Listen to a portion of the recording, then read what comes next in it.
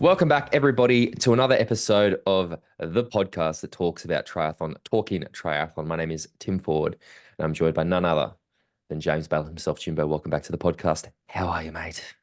Yeah, not too bad, mate. Not too bad. The week is advancing. We're recording a day earlier than normal, which is a pleasure because I've got a lot on at the moment. I've got to be everywhere all the time. So getting this done, getting this tucked away for the week, mate, I'm up for it. How are you doing? I'm doing the Lord's work for you. I recorded an interview with the current Ironman 70.3 World Champion Rico Bogen a couple of days ago. So this is only a Man, the brief legend. in and out. So that would be good. It's a great chat, actually. It's funny. I don't even know why we'd never even thought of it. And then it was probably seen him announced on the T100 start list. I went, we haven't spoke to Rico. Like, that'd be a cool chat. Uh, I didn't, like I said, I think we were sort of like, I mean, I said it to him. I'd never heard of him before he won that race.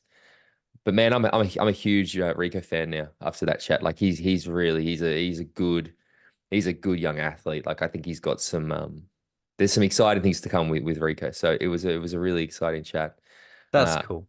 And he's already run the 70.3 World Championship, I did which ask is him that, to be remarkable. honest. I did say to him, I said, like you see this thing with athletes. Spoilers, by the way, but like some athletes have that success, and it feeds more success, and others are like, I've done it now. Who cares? I'm like, you've done that at like 22 years of age. Yeah, yeah. What? He beat a field as well, didn't he? Yeah, he did. And I said about beating Christian, and anyway, it's a great. I asked him a whole bunch of things. We it's a pretty interesting conversation. One little thing of note that he mentioned that I found was quite interesting. He said he only got the call up to the PTO like a week and a half before the announcement. So it does sound like they were playing things pretty close to the chest. Um, Before we get to all that stuff, obviously this is Talking Triathlon. If you enjoy the podcast, want to get access to bonus stuff, head to patreon.com/, Talking Triathlon. $5 a week gets you bonus shows, WhatsApp group, Facebook group. It'd be good to do it because we got the races are about to start. We got that PTO race in like a month, I think tomorrow, which we live chat along with the races. Again, it supports the podcast, makes us know you enjoy what we're doing. So that's that out of the way.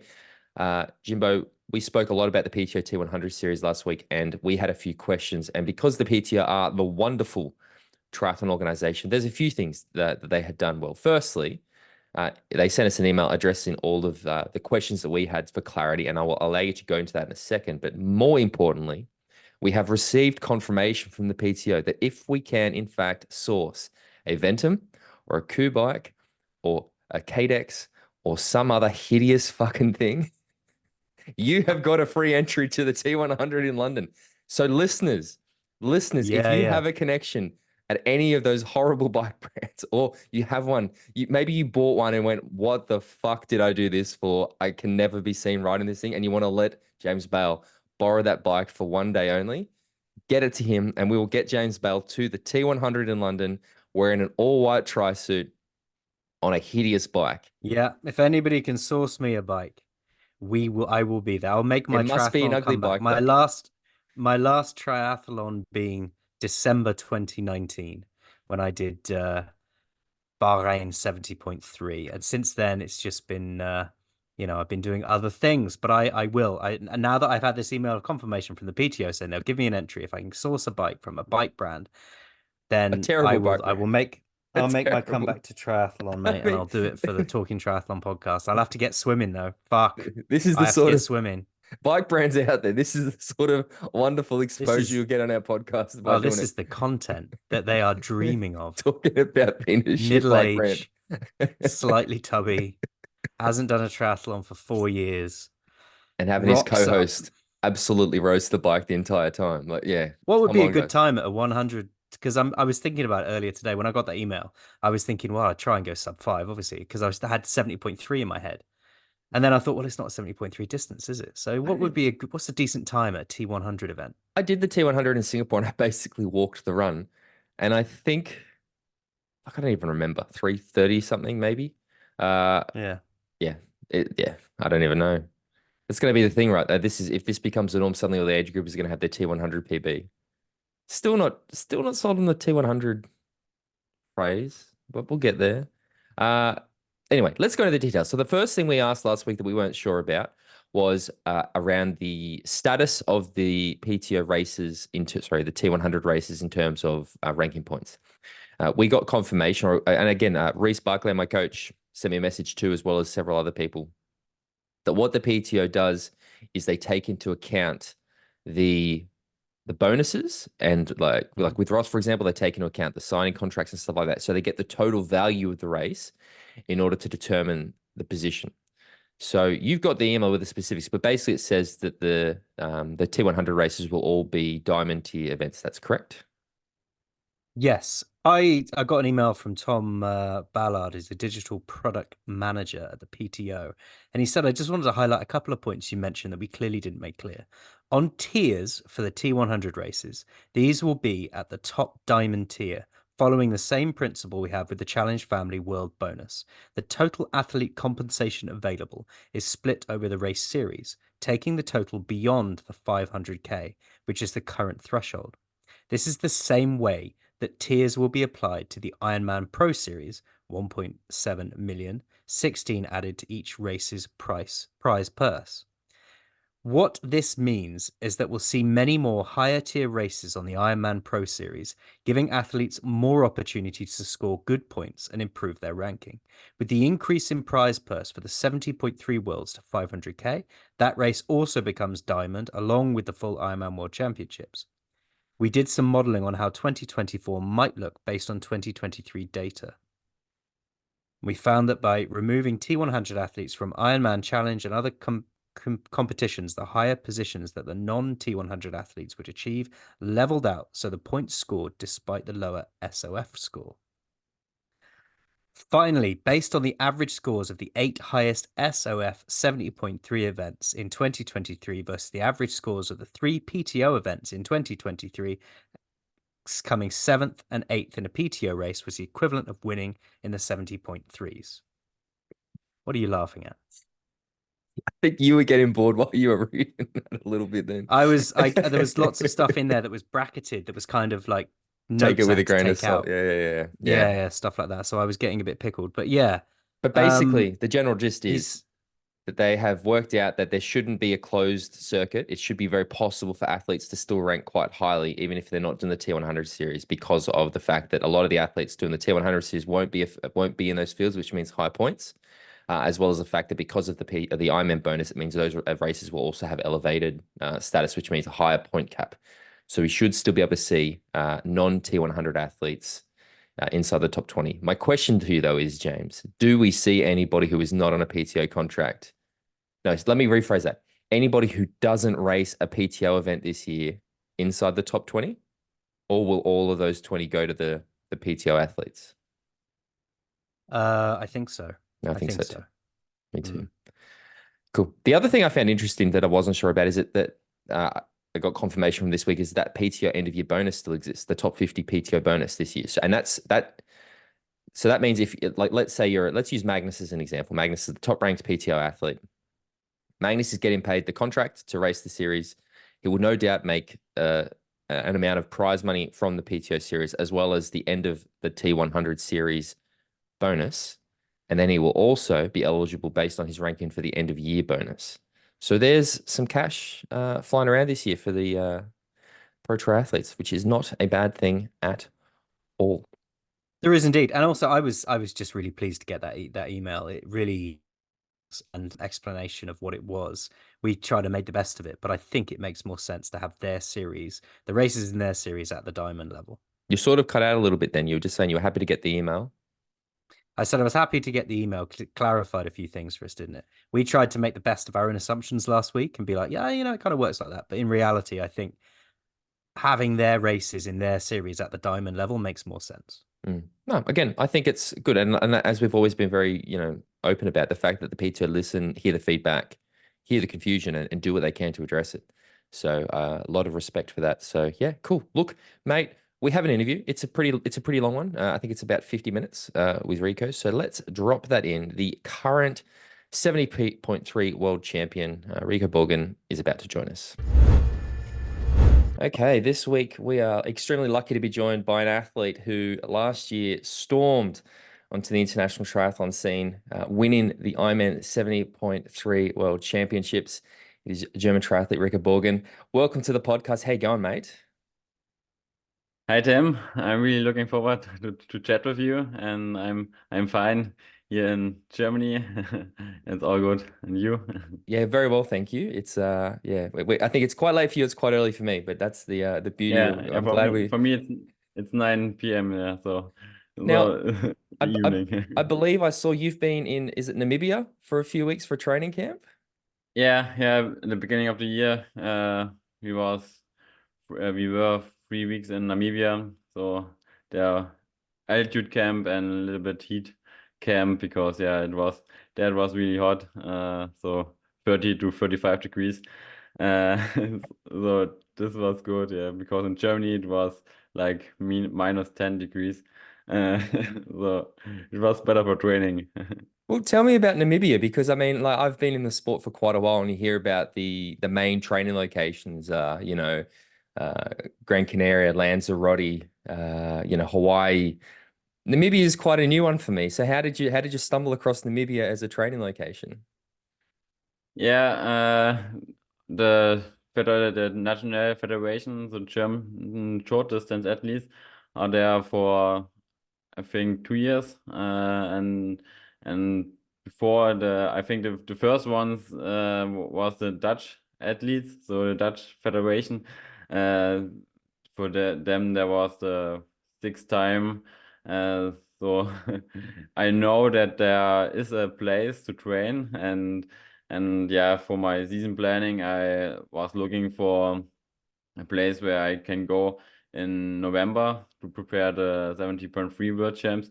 And so yeah, I was looking for a warm place and a little bit of altitude camp. And so yeah, all the European altitude camps was out like St. Moritz or Font-Romeu.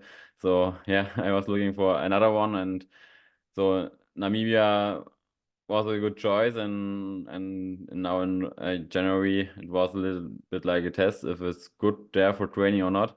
And yeah, I was surprised how good it is. And yeah, That's I do a lot of my training in Phuket. And I know that a lot of people when I I, say I go to Phuket to train, they're like, really? Like what? And it's surprisingly good. I think it's always exciting. So, but I mean, I think considering some of the success you had last year, maybe we're about to see Namibia really turn into a new triathlon training hotspot. So you may be starting the trend for long course yeah, athletes. yeah, maybe yeah. You mentioned that the national federation, the German federation, went there. Like, have you been there with them? Like, I guess a great place to start for me is, you really exploded onto the scene last year, and I'm no disrespect, but I'd not really heard of you before you had that incredible win in Lady. What has been your progression or pathway into professional triathlon? Like, where did you come from, and how did you get to that amazing result? The first question, the German Federation is now in February there. So I was not with them. I joined the Dutch athletes or Dutch and Swiss athletes. So yeah, I trained with them swimming and some bikes and one, not a complete blend because yeah, a little bit more on middle stance. But yeah, I joined them. And yeah, the second question, yeah, I was a former swimmer. So from I started with swimming with 5 years old, and then yeah, at the beginning it was in the primary school swimming and running or track and field. Uh, so two times I think 2 times per week track and field and maybe 3 times swimming. And then in the fifth class there was the decision to going on track and field or swimming. So I decided to do just swimming.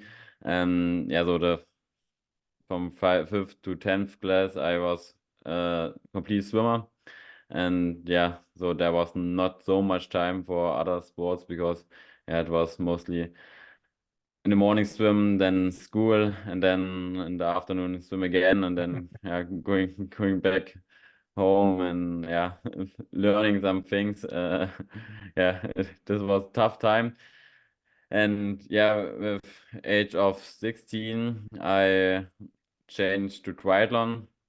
Uh, and then yeah, I was at the beginning in the short distance for sure because yeah, I was young, and then Germany it's like a cup for the younger generation, the juniors. So we have, I think, four competitions per year where the whole German comes together and race against each other, and yeah, so I did this, and then when I was out of school 2020, yeah, there was Corona, so this, or COVID, this was my first year as a under 23 athlete, and yeah, normally I was there going out and flying to the European Cups and African Cups. So yeah, this was a year postponed, and in 2021 I did this, so short distance, traveling the world and trying to get enough points to get in the World Cup, ranking or World Cup series. Yeah, but I didn't manage this so good. So yeah, it was a little bit tough for me because I'm not a high-end fast runner, and so there was always big bike groups, and then I would say a one decision, and yeah, it suits me not that good, and I'm a little bit better on good biker. I have their good bike power, and then my one, I'm good at threshold and holding a good speed, but not that high end speed. So yeah, I was thinking, the middle stance suits me better, and It seems to. 2023 I gave it a try. Yeah. Do you think, because I mean, in a long time the sport of triathlon has had this traditional pathway. When you're young, you do short course racing. As you sort of start to slow down a little bit and get older, it's time to transition to the longer distance. Maybe a little bit of, especially at the moment, we're seeing short course athletes do middle distance at the same time. Recently, however, we've had a number of athletes, and I would include you in this number, who are younger athletes who have basically bypassed or decided not to pursue the short course pathway. Yourself, Sam Laidlow, Magnus Ditlev, you know, the top three that come to mind. Extremely young athletes, extremely talented, almost immediately finding very high levels of success at middle distance. You said you sort of started this around 2020. Did seeing those guys do it give you any sort of like, oh, I can do this too? Or was it purely just like, this suits me? You know, how much influence did you take from those guys? Now, from those guys, Sam Laidlow, Magnus Ditlev, not really. I think the trend is going that it's getting younger and younger, Yeah. and yeah, I didn't have a role model. I just it was my decision to, I want to give it a try, because yeah, on the short distance it's very tough if you are not in top 5 in every race, then you have to travel the whole world and for African Cups, and yeah, you mostly pay all the money and all the play flights and the accommodation, and you don't get anything back, and so yeah, it was for me a try if it's easier for me to be on the middle stance, and yeah, it suits me better, and so this was my decision to do it like this. And I think why there is a trend, maybe because there are so many short distance athletes, and so everybody wants to spread it out, and now because there's also so good racing on the middle distance, for example, with the PTO series, there's a new format, and so many, also 70.3 races. You can race so many middle distance races. So I think that's why many young athletes think, yeah, I can try also a middle distance, because it's not that long, also not that much longer than the Olympic distance. And I think long distance is the next step. There you have to train a little bit different, and I think much more volume. But I think the change from short distance to middle distance is not that big. You talked about the fact that pursuing the World Triathlon Series didn't go so well for you before you made the decision to try middle distance. I know very much for athletes, momentum and confidence is a huge part of the equation. In order for athletes to be successful, they have to believe they're going to be successful. When you made that transition to middle distance, did you believe you were going to be successful, or were you did you have maybe some worries or concerns based on trying to pursue the short course? Yeah, I was convinced that I'm better there, and yeah, at the beginning there was a little bit of respect of the longer distance, and yeah, for sure you don't know if you are really good at it. But I started the season in Lanzarote, and I was really excited before the race. But I was there fourth place, so it was really good. First race in the pro field, and then the next race, or the next big race, was then Kraichgau, the win for, or in front of Patrick Lange. So yeah, this was a confident boost, I would say. And there and there at the final, I know that I'm good at this distance. So you went into the World Championships confident? Did you and again, I assume this is the case, but did you go there to win? Did you go there out of curiosity? Like, what was your mindset leading into 70.3 World Championships? Yeah, I know that I was in a good shape. I think in the best shape in the last year. So know that I was fit, but that I'm winning not because I was swinging for a top five, and yeah, because the field was very strong, and I looked at the starter field, and yeah, there was very good names, and many names like Linus Sanders or Sam Long, just also focused on this race. Yeah, so I wasn't not sure that I will win. But I was confident that my shape is good, and I know that I did everything for this. We did a LG camp before, and yeah, my numbers were really good. So better than that for Kraichgau, and there I won. So I thought, yeah, if I was there, very good, and now my numbers were better. So maybe here's something possible. I'm curious. I find something I find very interesting is around the mindset of people who achieve what you've achieved. And you've just mentioned two athletes there, Lionel Sanders and Sam Long, two athletes, powerhouses in triathlon. Uh, Neither who have managed to win an Ironman world title, Ironman or 70.3 world championship. Many, many attempts. Lionel has come close twice, and we know Sam had the issues in St. George. You rock up and do it first year. Do you what's so hard, boys? Like, do you sort of go, what have you been doing? You've been doing this sport for so long. I just rock up first time and win the thing. Like, how do you think they must react to you? Like, are they like, who is this kid, or what do you think the reaction has been from your peers? Yeah, the reaction from them. I don't know if they are frustrated. Yeah, the Sam Long talked to my girlfriend after the race and said, "Oh, who is this? And why is he so fast?"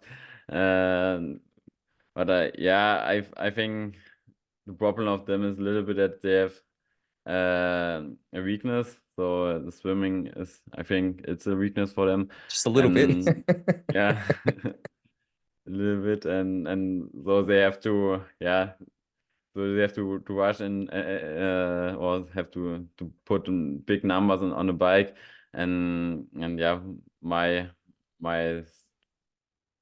good thing for me is that I'm in all three disciplines very good.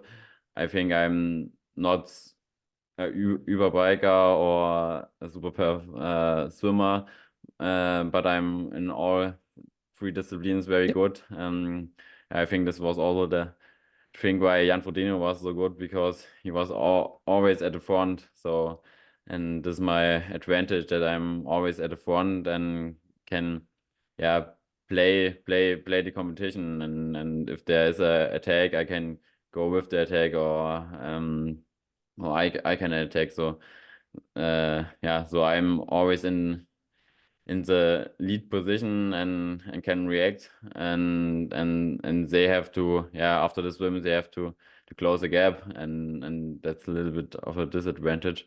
And yeah, and I think I'm a good biker and I know my numbers, and I always think, yeah, if I have these numbers, how many watts they should yeah, ride to come to me. So yeah. What does Sebastian Kienle say? If it's hurting me, it must be killing them. Something like that, maybe. Killer? Yeah, What do you mean? yeah. I think he had a quote years ago where he was talking about the power on the bike, and he said, "Well, if it's hurting me, it must be killing them." Yeah, that is true. Yeah, yeah. You, Yeah. and I promise, I don't just want to talk about the World Championships. There's much more I want to discuss with you, but this is sort of a two-part question. The first part is, at what point during the race did you believe you could win and then realize you were going to? Actually, let's just start with that. At what point did you believe you could and then realize you're going to win the race? Yeah, after the first lap of the run, so it was two laps to run. So after the half, I thought, yeah, that's possible now, because they had a 120 gap to the next, and I was always the fastest. So the spectators or my family gave me some paces, and they always said, yeah, you are the fastest, and yeah, always like, yeah, 3 to 5 seconds faster than the others on the kilometer. So yeah, there I thought, yeah, maybe it's possible, but was still long. So 11 kilometers to go, and because the course was not so easy in Lahti, so with much uphill and then going downhill, I would say steep downhill, you always have this possibility to cramp some muscles. So I had to focus, and yeah, I pushed, yeah, all the time, because I said, yeah, it can happen that I get a cramp, and then it's it's over. So yeah, I So pushed. what's going through your head? Like again, I've never been in this situation. I've never had one hand on the trophy thinking this is mine to lose. When you're running that last lap, knowing you're running faster than everybody, knowing that there is a world championship title at that finish line, is it excitement? Is it fear? Is it panic? What's going through your head? Like what are you feeling? Oh, it's excitement. So yeah, it was so unbelievable. Yeah, I thought, yeah, it's possible now that I'm winning the world champs. So yeah, sometimes you're talking, yeah, winning it, or holding the finish tape, and now it was really possible. So it was a lot of excitement, and I think it gives you extra power to running in the lead, and the possibility to finish it in first place. So yeah, it was excitement, and just kind pure of kindness or joy, and yeah. What about you finished the race? We've seen the footage of you at the finish. You look ecstatic. What's the immediate personal feeling, and what's that 24 hours after you've won the race? Again, not like, what does it feel like to you? Is it a wave? Is it pure joy? Is it doubt? Did something go like, what's the process for you that first 24 hours after you won that race? Yeah, on the finish line it was really emotional. I was, yeah, crying because of joy, and yeah, and afterwards it was more unbelievable. It was joy, but sometimes then I thought, no, it doesn't happen. Is it really possible that I'm winning here. Yeah, also because I'm very young, and now I was winning the world champs. So yeah, it was unbelievable and enjoy. Yeah, in Well, what are we? We're a few months later. It's February now. Uh, how do you feel about it now? Like you look back on that race, does it still make you feel warm inside? Like when you look back on that performance, what's your feeling towards it? Yeah, if I watched the finish line, the video of the finish line, then it gives me still goosebumps. So it's warm feeling, and otherwise, yeah, it's yeah it makes me yeah satisfied and yeah proud of me Awesome. that I did it. And yeah, and now it's not so unbelievable anymore. So I know that I did it. You did it. And yeah, if I watch the videos, then it's still amazing. And yeah, sometimes I watch now the videos to give me again the motivation to train hard again. I've asked you a lot about how it's been for you and what you felt in the moment, what you felt after. How has it changed your life as an athlete? We know that the sport is not the easiest sport to make a decent living in, and it's all about results. How has the world, how have sponsors, how have fans responded to you since you won that title? Yeah, the fans were amazing. So this was really huge. Yeah, the media stuff in the weeks after was really big, and so many congratulations afterwards. So this was really big, and yeah, many people. Yeah, from the school also. Maybe we don't write so often, but then they congratulate me. So this was really cool, and but it was also yeah more busy. You didn't have so much time now for training, so especially the weeks afterwards. Yeah, this was media stuff, and then sponsoring afterwards. There was many sponsors, yeah, who wrote me on Instagram, but I would say more smaller ones. And then yeah, we have to talk to them and yeah, see if there's a possibility to get together. And yeah, then the whole process with the sponsors was very long. Was yeah, talking, then yeah, looking if it's possible, and then talking again, then the contract, and then reading the contract. And yeah, this long period. I thought it's easier, and yeah, but I also have to say it's now easier to get the sponsors, and there are more sponsors, but it's not that everybody is coming to you and gives you so much money. So they always want to have a return. So how can you give them something back, or how can you present them? It's not that yeah, you are Not world free. champion. It's okay, yeah. Yeah. And also in the economy, it was not the best time.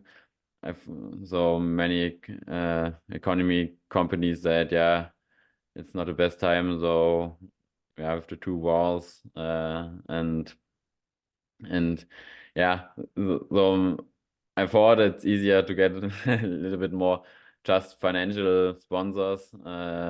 Yeah, and but for them it's also, or for me it's also the difficult part to give them something back. So yeah, with supplements you can show, yeah, I'm drinking the supplements or I eat the nutrition, but to give a financial sponsor something back, this is very difficult also, because yeah, you have now or I have now 20K on Instagram, but this is not that reach that so many people are coming now to the yeah, to the company and sells more of this. So Do you It's not think that easy. you talked about the social media thing just then? Do you, because it certainly seems especially in recent years where as much as it is about winning races and winning world championships, the social media is becoming an increasingly large part of being a professional athlete.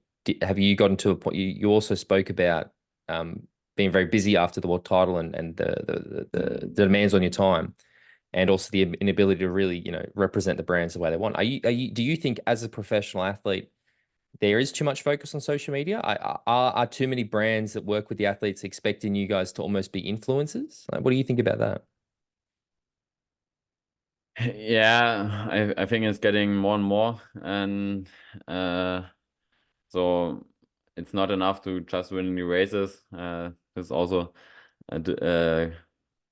different to the times of like Jan Frodeno. He said, yeah, after his win in Beijing, so at Olympics, or after his first Hawaii win, it was not that so big social media big game, so that was a little bit easier. And yeah, I would say for sure the sponsors want that you present them on social media, but in the most contracts sense that there's a you have to post X for amount per month, and yeah, for names of for pictures of them also. So for every contract there's this, but it's not that, or they know that you are a professional athlete and they don't want that you has just the influencer. So I think I I saw a think to contract. I saw a contract at the end of last year for one of my clients, and it was a product only deal, which firstly I don't like, and I try to avoid at all costs. But it was something like mm, 4 social media posts a month. And we worked out it was like that's what, marketing. 48 posts a year. Plus there Yeah. was 3 stories a month. And I'm thinking, Okay. this is like 60 posts for nothing. Like you're not Yeah. even getting paid for it. It's a Yeah. bit, it seems a bit excessive to me as well. So Yeah. um Yeah, but this was, yeah, not my sponsor contracts. So but this one I wouldn't accept. yeah, So for like I didn't accept it either. four things, yeah, per month is really much. Yeah. You obviously a German triathlete. Germany has had an incredible amount of success, especially in the last decade with the Patrick Langers, the Jan Frodinos, the Sebastian Kienleys. We've seen in the last 3 months both Sebastian Kienle and Jan Frodeno retire. New 70.3 world champion appears on the scene around the same time as they're leaving. Do you feel an expectation on your shoulders from the German triathlon fans? No, I think there's a little bit, but not that I get a message now that that I have to win everything. Not yet. Yeah, maybe not yet. But for sure, there's a little bit of a comparison for me with Jan Frodeno. But yeah, I think now I can't compare with him because yeah, he was for such a long time such a good athlete. And I think so for now the message was more, yeah, we have the new future also with Frederik Funk, Mika Nuth, and Stratmann. They are Excellent. all good young German athletes. So it was more, yeah, the German spectators, German fans are looking for the future, and yeah, more joy that we are so good, and not the pressure, I would say. Has Jan Frodeno, Sebastian Kienle, have you heard from these guys? Did they reach out to you after your win? Like, have you had much communication with them?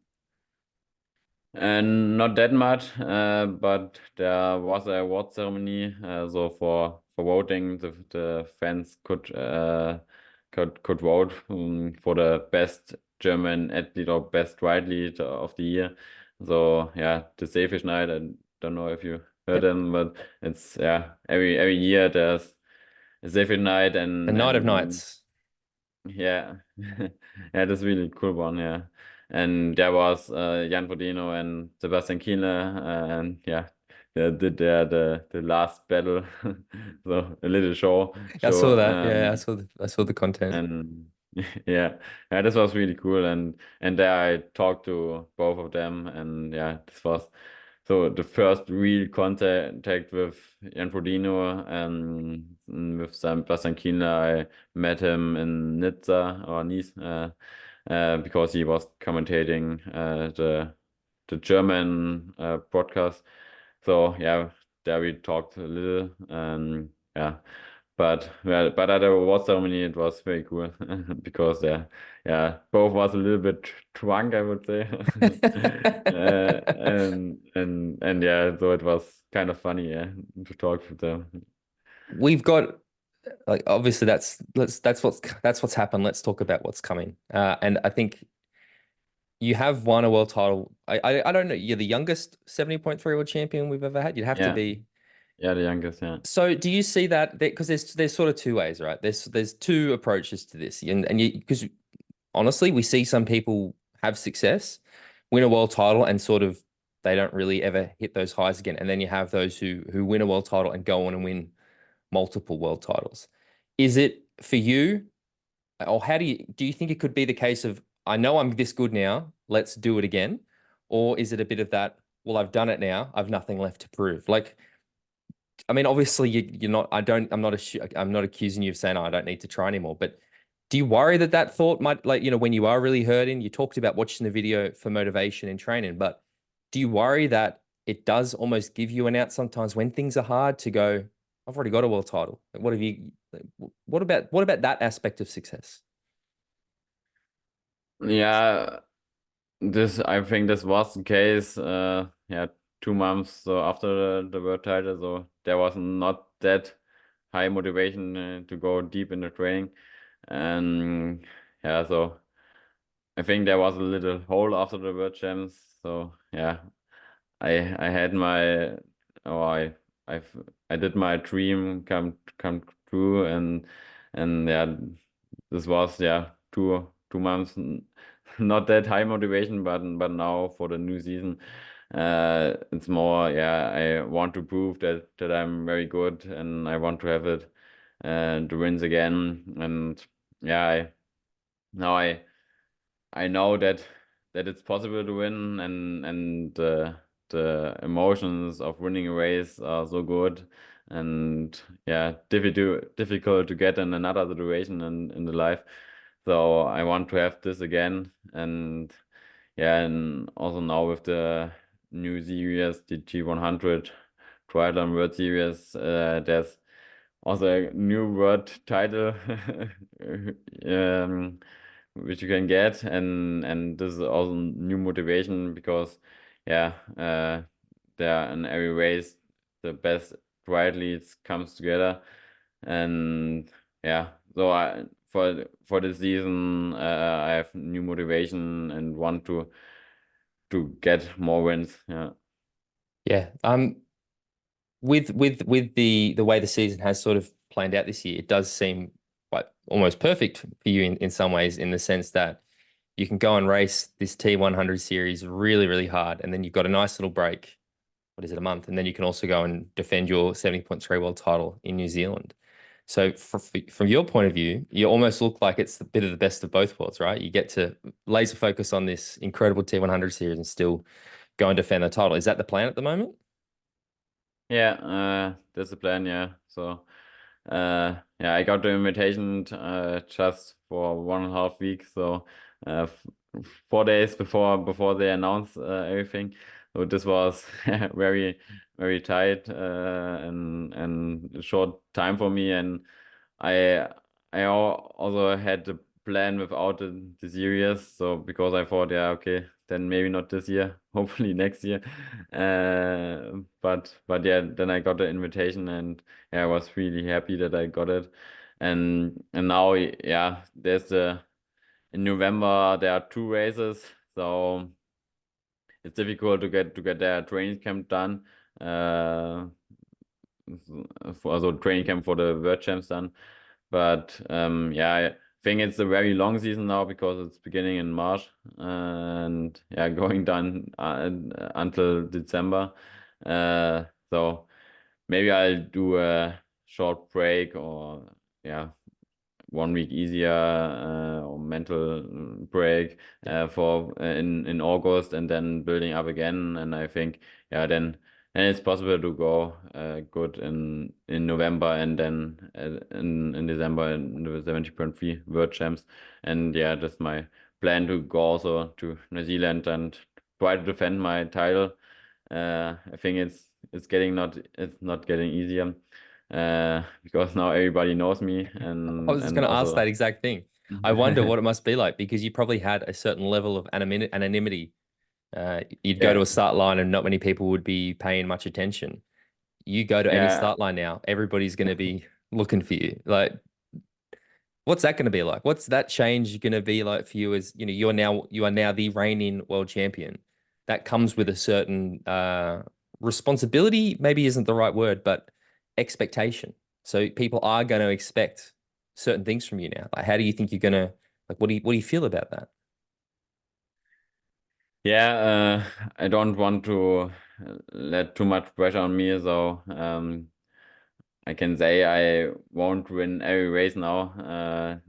So I will always try to give my best. And I think the big difference is that there's more media coverage now for me before the races. So now before the World Champs, nobody talked to me before, and now I think and especially on the World Champs, there will be media coverage. So it's more taking also the time for this, and scheduling time, training, recovery, and the media. And then I think in the race there's not that big different. Because also at this World Champs nobody let me ride alone, so nobody says okay, he can't run, so we can give him 5 minute gap on the on the bike. So I think there's not that big different. The T100 series, the huge announcement that finally came last week, you were named as one of the wild cards, and my belief, you absolutely were. You definitely deserve that wild card. I think the fact that you are the current 70.3 world champion demands that you got that contract. What are your thoughts about this series? You spoke, we are in this period. We're in a very interesting time for triathlon where we have so many options for the athletes. And I think it's not just the PTO who's doing the T100. We've got Ironman doing their pro series. We've even got Challenge Family who does their Challenge Family bonus. Like, in terms of being a professional long course triathlete, there's never been more opportunities for racing. Why was the T100 series the one that you lent towards? What was it about this series over the others that you thought, this is what I want to do? Yeah, so I was really happy to get the invitation, and this different, I think it suits me very good with 100 kilometers. So it's a little bit longer swimming, so damn good, and a little bit shorter running. And then there's really good media coverage. I think this is the best media coverage. The PTO is doing this really great. Also the Instagram social media game. I think they have a good marketing team or social media team that's really good of them. So for the reach, and it's the only series which is broadcasting in the television, so in TV. So this was so the points, and also the Ironman Pro Series. It's more for long distance athletes, I would say, because you need 3 long distance races to be good in the ranking. And so because I'm very young, the long distance was no point for me. So everything comes together in the T100, and the most of the top 16 most athletes signed the contract. So this is the best field there, and so this was in the end the final decision for this. One of the, I guess, because there's so much positives with all of this. I talk about that we have more choices than ever for athletes, and I think one of the slight concerns I have, not a major concern, I think it will resolve itself relatively quickly, is talk of athletes trying to do both series. I know that maybe more so in the women, but I know that there's probably a few men who are going to try to do the PTO series and the Ironman Pro series. You also earlier said that it is already a very long season. Do you think it's possible to have success in both, or do you think for an athlete to win either, they should focus on the series that they want to win? I think it's very difficult to do both. Yeah, because for Ironman you need also 5 races.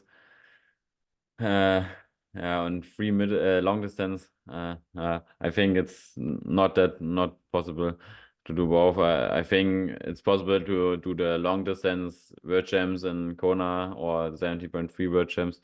I think this will do many athletes. But both series, I think it's not good, and maybe Christian Blumenfeld would make it possible, but now he's focusing on short distance. I think you learned the lesson last year a little bit, to be honest, at that Yeah. 70.3 World Championships, because it did not go so well for Christian. Yeah. So Did, yeah, I mean, I don't know. just on that note though, just because of Christian, like, I know Christian listens to this podcast. I consider Christian a mate. Is it good beating Christian Blumenfeld at like winning your world title, but beating Christian Blumenfeld in the process? Like, does that make it a little bit sweeter? Like, were you just like, yeah, that's right, I got you, Christian? Yeah, this was really cool. I thought, yeah, he is the favorite. So yeah, I didn't expect to beat him. Yeah, for sure, he has not his best day and had an illness. So yeah, I think we will race against each other in maybe this year or next year. So Round two. he has a revanche, yeah, and yeah, beating him in his best shape would be even sweeter. Yeah. There you go, Christian. He's called you out. The T100 series with the events we've got, it's Miami, Singapore, California, Vegas, Ibiza, Dubai, and then an unnamed Middle Eastern Grand Final. Which of those races are you really excited about? Which is the one that you're like, that's the one I'm really looking forward to? Yeah, this one which you forgot. So London, you forgot Of to course, say. I did. You're correct. Thank you for. I was saying it going. I think that's all of them. Yeah, London, Yeah. obviously. Yeah, which one are you looking forward to? Yeah, for London. So because yeah, I think London is the coolest race with the spectators. So yeah, it's in Europe and it's in Great Britain, and the spectators are really cool for triathlon. You could seen it in the Olympics 2012. There was so many spectators, so many fans, and I think that's possible to that there's a big crowd, and it's also easy to get some of my family coming to London. So yeah, I'm really looking for London. Yeah, I thank was I was fortunate to do. I did the age group Singapore race last year, and I was there for the Singapore Nice. Pro race. And I can tell you now, that is an exceptional race too. That's one you should definitely get excited for. It was a fantastic event. So that's a little hot tip. Maybe go to Phuket for a few weeks and do some heat preparation before Singapore, because it is going to be extremely hot. Yes. It's so hot there.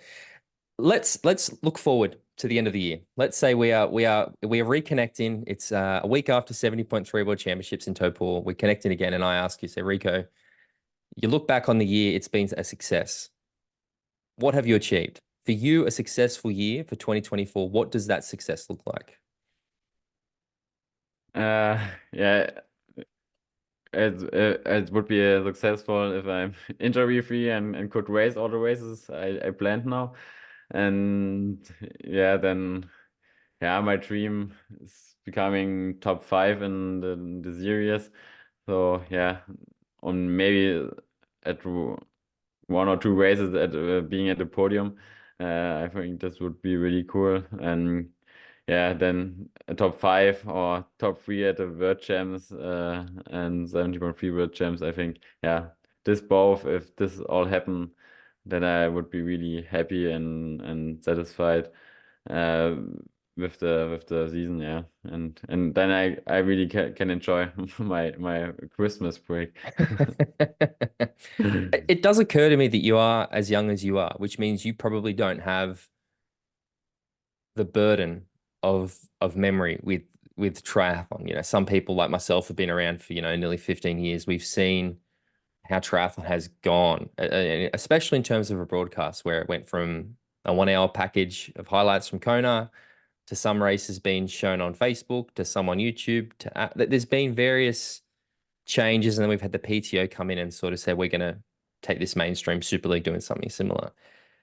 With your, I guess, relatively fresh view on things, do you think we have the magic sauce now to make triathlon a broadcast product? Is this the answer? Is the T100 series the thing that is going to finally make triathlon a truly broadcastable mainstream sport?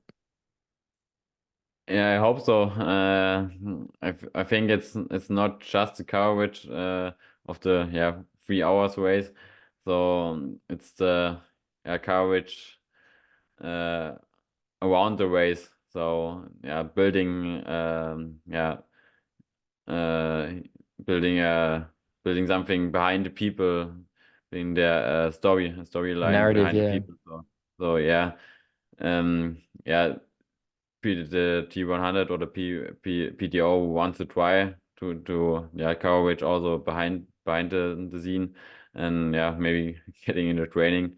I think if it's possible that in the coverage that they show a story, how we train for the race, or make it even more interesting, to show the what we are riding now, or the heart rate. I think they are trying this, and then I think it's possible to get it very good, and also the gaps should be better. So maybe all the time at the sideline there's 1 minute 10 is the gap, and if this all is possible to get not just filming the first position all the time. Yeah. I think this it's boring, but to get this done, I think then it's possible that triathlon is getting bigger. I am jumping around just because, again, that's what we do here. But another thing I'd like to ask you about is the Milwaukee race last year, where we saw Jan Frodeno beat Christian Blumenfeld at the PTO Milwaukee US Tour. You know, Jan Frodeno was what, 40, 41, 40 years old against, Christian, what's Christian? Is he 30, under 30? Olympic gold medalist, Ironman, Yeah, 70.3, champion of everything. As a man, as a young man, almost 20 years younger than Jan Frodeno, do you look at that and go, I'm going to be doing this for 20 years? Like, that is the next 20 years of my life is racing the best, and believing, because you said it right, that there's probably a lot of parallels between yourself and Jan Frodeno in terms of a very well balanced athlete, German, both world champions. Like, what do you think about looking at that longevity? Do you want that longevity? Do you want to be doing this in 20 years, or like what sort of, what are your thoughts around that performance? If I do it for 20 years, I don't think so. If I'm good there, or still good and winning all the races, then maybe yes. But I think now I'm just enjoying it, and there's so many new races, and also then the long distance. So I have to achieve more, and if it's good, and if I'm injury free, then it's a really cool sport, and I think then it's also possible to have a good life with the sport, and if I have fun, and if I enjoy the training, then I will do it. But if I don't enjoy the training anymore, then I think then I will not stretch it. I will not stretch it like, I have to I have to do it until 40. I don't set a year in my mind. So just if there's no fun anymore, then I think then I'm not a person that is trying it to get another year. Then I'm not that person. If I have fun, then yes, but if there's no fun anymore, then then I don't want to extend it that much. The last question I have for you, and only because you have broken the mold and you're not a short course athlete who's stepped up in distance. You are an athlete who sort of did a bit of short course and is gone all in on the middle distance now. We have the Paris Olympics happening this year, and I think that if you look at the athletes who are on that will be on that start list, there's probably a handful who we will see transition across to middle and long distance racing post Paris. Vincent Louis, Henry Schoeman, Christian Bloomfield, maybe Hayden Wild. Like there's some athletes on that list. Who do you want to beat the most of all of those short course athletes? Which is the one that you really want to race and like put to the sword? The most, yeah, I think Martin van Riel is too difficult. So He's yeah, very good. He's very good, and yeah, he also I heard a podcast, yeah, that he really wants to step up to the long distance, so he's really looking forward. Yeah, so beating him is, I think, would be really cool and interesting, but he is also such a funny guy. Yeah. So yeah, this would be cool. But being the coolest thing for me would be Vincent Louis, because yeah, also he's a little bit for me a little bit more untouchable. Yep. So yeah, I think beating him would be also very special. Fantastic. Well, look, Rico, thank you so much for joining us. Really great to chat. I don't think this will be the last time we sit down for a conversation. If people want to follow you, find out more, let's get those Instagram followers up so that you can get more sponsors. Where do people find you?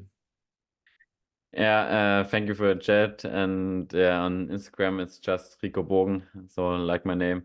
Yeah, I would really like if you follow me there, and yeah, hopefully we see each other again. You'll be in Miami. I assume you're going to be doing the season open in Miami race in what, 3 weeks, 4 weeks? Yeah, no, not in 3 weeks, in 5 weeks. 5 weeks. I think. Yeah. Okay, soon. Sorry, I didn't mean to panic you. Well, good luck there. Good luck for the series. I'm looking forward to following. I will be following closely. I'll probably see you at one of these races at some point. But Rico, a pleasure to talk to you. Thank you so much.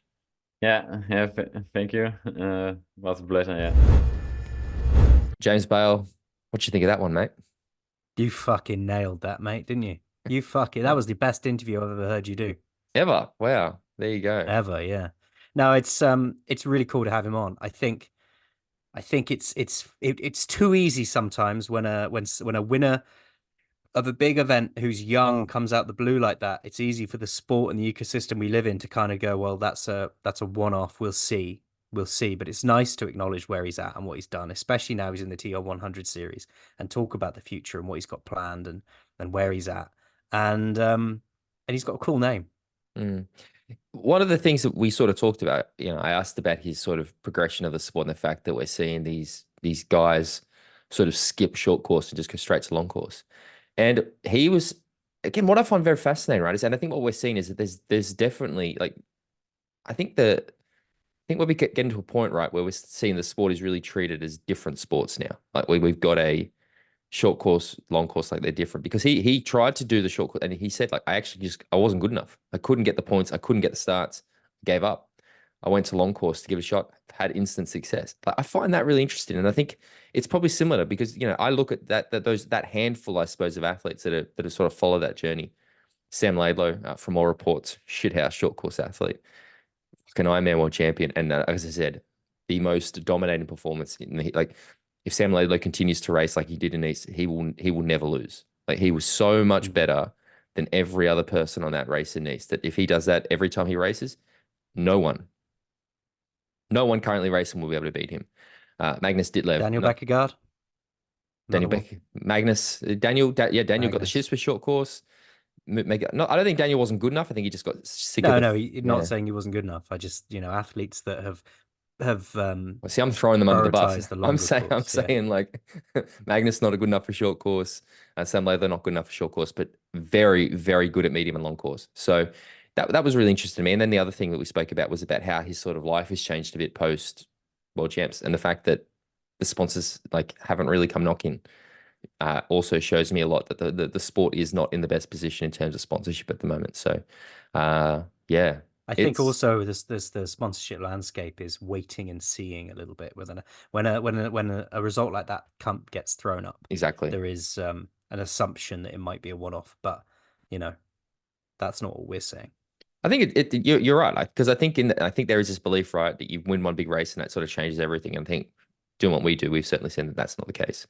So, but again, a very great conversation with him. I like that he calls out a few athletes that he'd like to race and beat, which I thought was very, very, very good.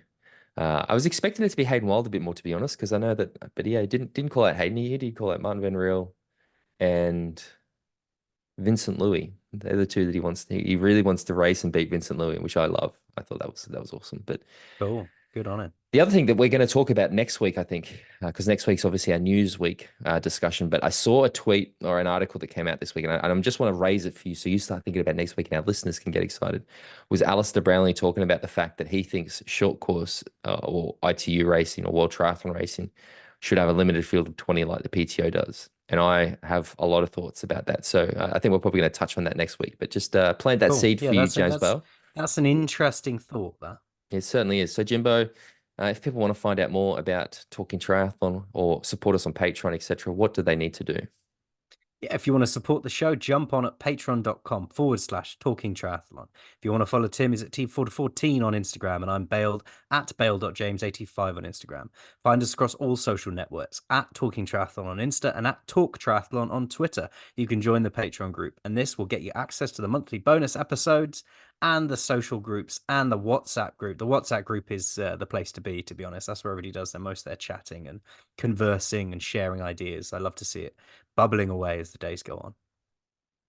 Awesome. Jimbo, a pleasure. Again, I really love our long, in-depth conversations we have on this podcast. It's good to spend a really good long chunk of time with you every single week. But we'll be back next week to actually have a proper chat because there's plenty happening. Yeah. So Jimbo, until then, talk to you later. Cheerio.